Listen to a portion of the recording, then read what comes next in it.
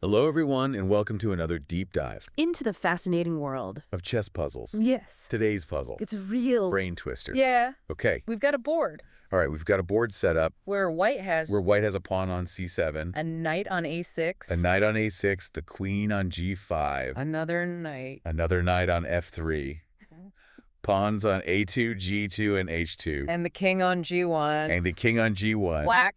Black Has their king on e8. on e8 pawns, on e7, h7, g6, b5, a4. Knights on c4 and f4. Knights on c4 and f4. And the queen on c6. And the queen on c6. Wow. Let's get this going. All right.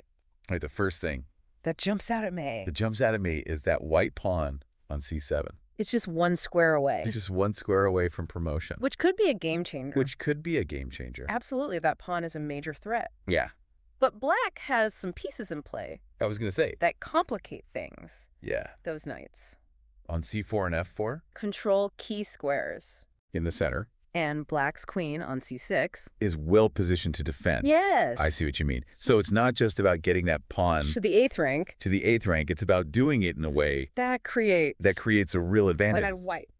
for white. That doesn't seem like a quick checkmate. Is on the cards. It's on the cards here. Exactly. Yeah. This puzzle is more about understanding Positional advantage. in the power. And the power of well-timed sacrifices Sometimes giving up material. can lead to a stronger overall position. Yeah.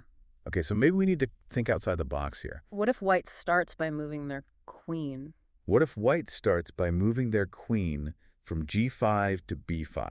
Now that's an interesting idea. Yeah, It seems risky at first because, because black's queen can just capture on b5. right, But that's where things get really clever okay. after black captures. White can promote their pawn to a queen. To a queen. Wow, I didn't see that coming. So white sacrifices the queen. But gains a new one on c8. What happens next? What happens next? White's new queen immediately puts pressure. On black's position. It can move to c4, forcing another capture.